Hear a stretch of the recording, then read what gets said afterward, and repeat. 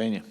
President, reserving the right to object, I've got good news for my colleagues from Illinois and Rhode Island, and that is that the modification that I'm suggesting to the unanimous consent request proffered by the senator from Illinois is not complicated. It's got nothing to do with budget rules. In fact, it's the simplest thing in the world. Now, the senator from Illinois wants to put more money, and money from a new source, into the Crime Victims Fund. I completely agree. I fully support it. I've liked this idea from the first time I heard of it, and I've supported it. But there's something that's important to note here. The Crime Victims Fund is a federal government account, and the senator is very determined that more money go into that account. So what do we disagree on? Well, it's very simple. The senator from Illinois seems to be equally determined that there can be no requirement that the money actually come out of that account and go to crime victims and their advocates. That's the only thing that I want to do differently, is to insist that money going into that account actually comes out and goes to the victims of crimes and their advocates.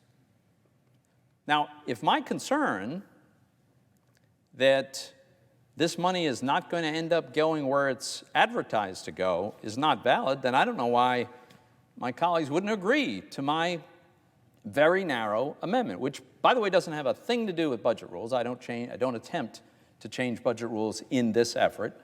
We should change them, but this isn't where I'm trying to do it. What I'm simply trying to do is make sure that the money that goes into the account, the increase too, actually goes to where it's supposed to go, which is the victims of crimes and their advocates.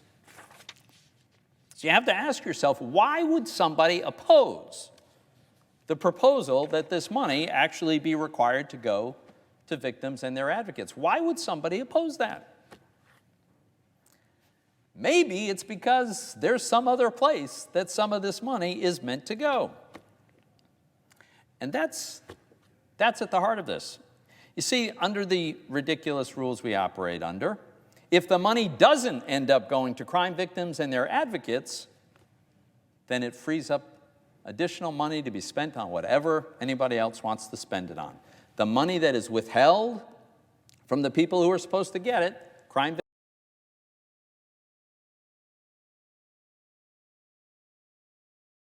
victims and their advocates, creates the opportunity to spend more on who knows what. Now, would anyone actually do this, or is this just a theoretical construct that I've made up?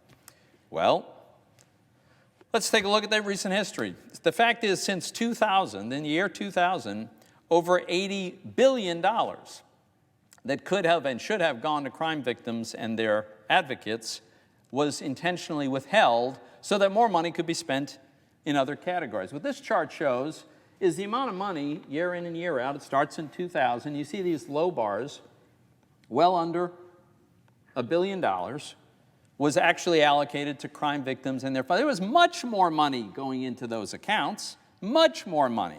Because you see, how much going into the account isn't the only thing that matters. What's actually ultimately much more important is how much comes out of the account and goes to the crime. And only when I and some of my colleagues started raising hell about this, the dishonesty of it, the deception, the fact that crime victims and their advocates weren't getting nearly what they were supposed to be getting, only then, this is the red line, represents when we started doing this, that's when the allocation started to change.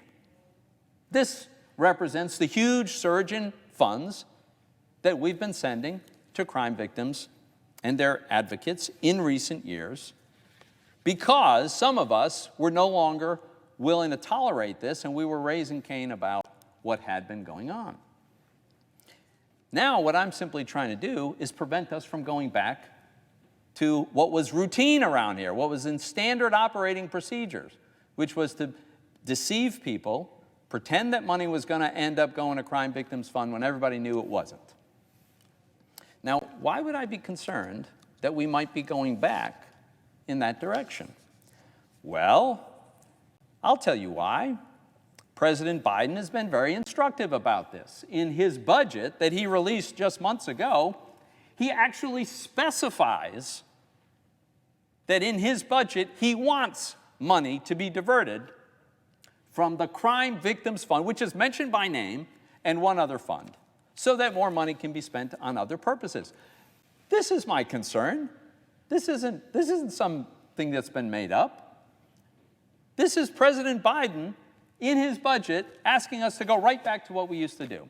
And so then when I come down here and I suggest one modification to the very constructive idea that we add this settlement money to the fund, and the modification is that the money actually has to go to crime victims and their advocates, that's objected to. People are insistent that we not have a requirement that this money actually be allocated. So someone might think that that's pretty strong body of evidence that suggests maybe all of this money isn't going to end up where it's supposed to go. Therefore, I ask that the senator modify his request to include my amendment, which is at the desk, that it be considered and agreed to, the bill as amended be considered read a third time and passed, and that the motions to reconsider be considered made and laid upon the table with no intervening action or debate. Is there objection to the Mr. modification? President, reserving the right to object. If you listen to this explanation